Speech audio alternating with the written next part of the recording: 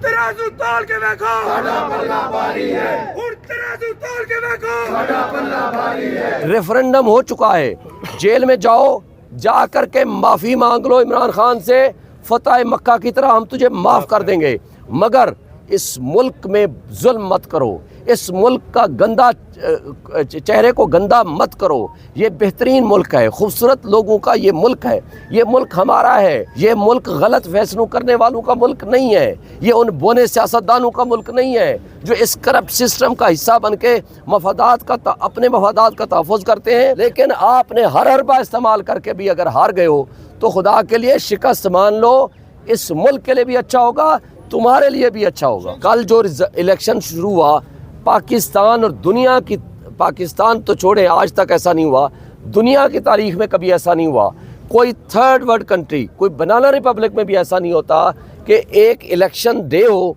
और वहाँ नेट बंद कर दें और टेलीफोन बंद कर दें, कोई कम्युनिकेशन का सिलसिला ना हो।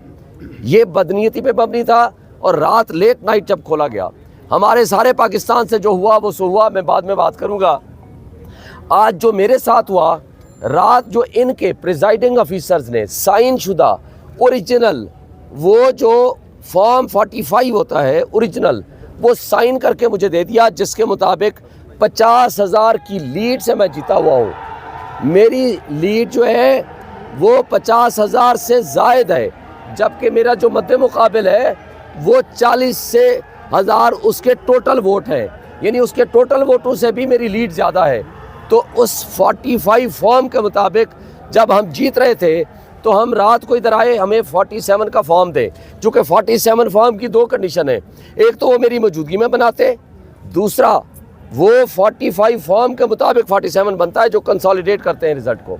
और मुझे पता चला तो उन्होंने कहा जी अभी थोड़ी देर में दे रहे हैं, बाहर स्क्रीन लगी हुई थी, स्क्रीन का जब पता चला तो 2-3 पोलिंग स्टेशन का ऐसा हुआ, जो मेरा रिज़ल्ट है वो तारिक को दे दिया, तारिक का रिज़ल्ट मेरे खाते में डाल दिया। मैं फौरी तौर पर आरओ को मिलने चला गया, उनको बताया कि ये आप फ्रॉड कर रहे हो, अगर अनइंटेंशनल गलती है तो आप इसको, ये मेरे पास फॉर्म है, ये मेरे पास रिज़ल्ट है आपके साइन शुदा, आप इसको गलत कर रहे हो, उसको चेंज करो। उसने कहा जी अभी हम देखते हैं, इधर उधर की बातें की, 1.5-2 घंटे मैंने उसके साथ बहस की और मैं बाहर आ गया। और उसके बाद उन्होंने क्या किया, उन्होंने कहा जी जो रेक्टिफाई करना था आकर के वो स्क्रीन ही बंद कर दी। उस वक्त से लेकर अभी तक मैंने एक एप्लीकेशन आरओ को दी कि आप मेरी मौजूदगी में रिज़ल्ट कंसोलिडेट करें और बदनीयती ना करें, फ्रॉड और फोर्जरी ना करें, और आप रिज़ल्ट 45 फॉर्म के मुताबिक करें। उन्होंने कोई जवाब नहीं दिया। फिर मैंने इलेक्शन कमीशन को दरख्वास्त दी, उसका भी 12 बजे उन्होंने कहा था जी हम मीटिंग करेंगे आपको बताएंगे, वो अभी भी मुझे कुछ नहीं बताया। फिर एक नई एप्लीकेशन मैंने डीआरओ को दी, जो उसने देख ली, व्हाट्सएप भी की और उसको दी भी, वो दी है डिस्ट्रिक्ट रिटर्निंग अफसर को, जो डीसी होता है, कि जनाब मेरी अदम मौजूदगी में या मेरी मौजूदगी के बगैर आप उसको कंसोलिडेट नहीं कर सकते, ये आरओ फ्रॉड कर रहा है, बदनीयती पे मबनी है, ये रिज़ल्ट चेंज करना चाहता है मेरा। तो उन्होंने भी इसका कोई जवाब नहीं दिया। और आज मैं आपको बताना चाहता हूँ, देखें हमारे पास साबित शुदा, तय शुदा पूरा रिज़ल्ट से मेरे पास नहीं, मुस्तफ़ा नवाज़ खोकर मेरा अपोनेंट कैंडिडेट था, उसने सुबह मुझे मुबारकबाद भी दी, उसने ट्वीट भी की जनाब मैं शिकस्त तस्लीम करता हूँ, शुएब शाहीन जीता हुआ है। उनके पास भी पूरा रिज़ल्ट है। हर कैंडिडेट को फॉर्म 45 दिया जाता है, उनके पोलिंग एजेंट को या उनके कैंडिडेट को, जो सारे के पास मौजूद है, लेकिन उस रिज़ल्ट को तब्दील किया जाने की अंदेशा है। अभी मुझे कोई दोस्त बता रहा था कि कोई रिज़ल्ट आया है, ऑफिशियली हमें कोई नहीं मिला, ना बाहर लगाया है।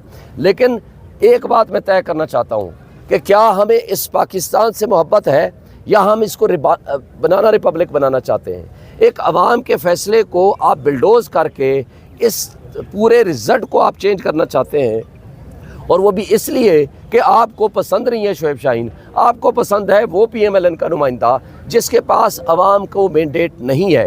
पूरे इस्लामाबाद में आप दोस्त सारे साफ़ी हो माशाल्लाह, और आप सारे दोस्तों ने कल देखा, एक पोलिंग स्टेशन भी शायद नहीं कह सकते, शायद कोई का दुका हो मुझे नहीं पता, जहां मैं तारिक फजल से पीछे हूं, हर पोलिंग स्टेशन पे ह्यूज डिफरेंस था, आधे से ज़्यादा का फ़र्क था, इवन देहातों में भी इससे ज़्यादा फ़र्क था। और तमाम पोलिंग स्टेशन का रिज़ल्ट हमारे पास मौजूद है, और रात को जा कर के उन्होंने उसको एक्सेप्ट किया, किसी ने उसको रिजेक्ट नहीं किया, कोई ऑब्जेक्शन नहीं लगाया, किसी ने उस 45 फॉर्म को तब्दील नहीं किया, उस ये नहीं कहा कि ये गलत है, कोई किसी हवाले से कुछ नहीं हुआ। तो आज जिस अंदाज से ये बदनीयती कर रहे हैं, ये इदारों को डिस्क्रेडिट कर रहे हैं, ये मुल्क की इकाइयों को कमज़ोर कर रहे हैं, ये मुल्क को माशी तबाही के दहाने पे लेके जाना चाहते हैं। और इसकी ज़िम्मेदारी मैं एक बात फिर कहूँगा, सुप्रीम कोर्ट पे भी आती है, इलेक्शन कमीशन पे सबसे ज़्यादा आती है। और ये ब्यूरोक्रेसी जिसने अपनी बदयांती पहले साबित कर दी थी जब हमारे नॉमिनेशन फॉर्म रिजेक्ट किए। आप मीडिया, कुछ दोस्त गवाह हैं, नासिर भट्ट साहब बैठे हुए हैं और लोग गवाह हैं। मैं इनको साथ लेकर गया इसी रिटर्निंग अफसर के पास।